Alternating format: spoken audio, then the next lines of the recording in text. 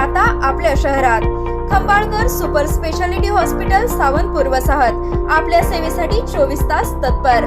नवजात शिशु अतिदक्षता विभाग, अद्ययावत अतिदक्षता विभाग, अद्ययावत वंध्यत्व निवारण विभाग, व्हेंटिलेटर, सेंट्रल ऑक्सिजन, ॲम्ब्युलन्स सेवा, digital X-ray, pathology lab, pharmacy, सुसज्ज operation theatre, joint replacement, cashless insurance सुविधा, मुख्यमंत्री सहाय्यता निधीचा लाभ। खंबाळकर सुपर स्पेशालिटी हॉस्पिटल, संपर्क 88 03 36 37 38।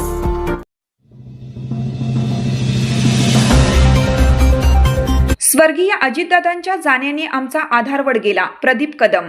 महाराष्ट्राचे लाडके उपमुख्यमंत्री स्वर्गीय अजितदादा पवार यांचे परवा विमान अपघातात निधन झाले। दादांच्या निधनाने महाराष्ट्राच्या सार्वजनिक जीवनात कधीही भरून न निघणारी पोकळी निर्माण झाली।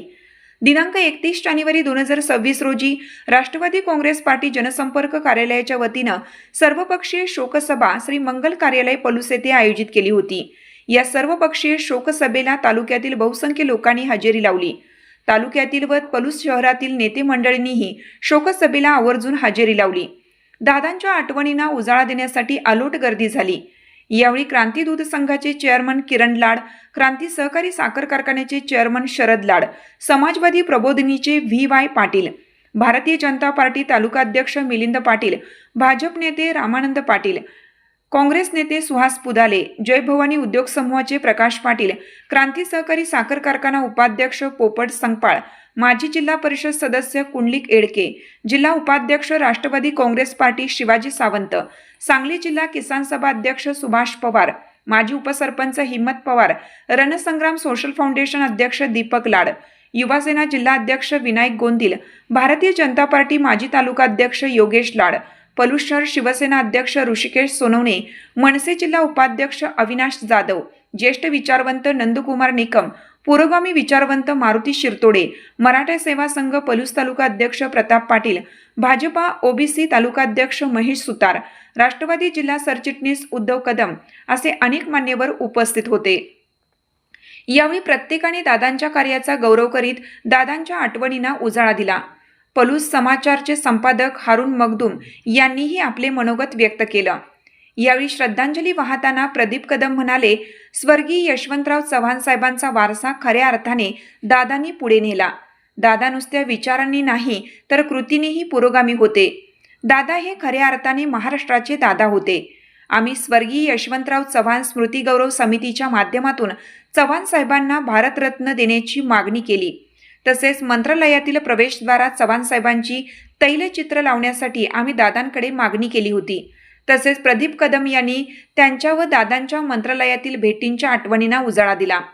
यावेळी राष्ट्रवादी काँग्रेस पार्टी जनसंपर्क कार्यालयातील आमिर पठाण, हरीश वडार, अभिजित सावंत, अभिजित कौलगे, अनिल पाटील, प्रताप पाटील, विजय खारकांडे, बाळकृष्ण पवार, महेश हजारे, शकील मुल्ला, तौफिक मुल्ला, सचिन कुराडे, शुभम निकम, दौलत पाटील, सत्यजित पिसाळ, अर्जुन भडंगे, विजय परबत, दीपक कदम, भास्कर संगपाळ, राहुल पाटील, विकास कदम, सागर कदम, तेजस कदम, अभिजित कदम, तुषार सूर्यवंशी, संजय शिंदे, रणजित शिंदे तसेच सर्व पत्रकार शशिकांत रेपाळ, वैभव माळी, वैभव यादव, शशिकांत राजीवंत, पंकज गाडे, सचिन लडगे बंधू उपस्थित होते।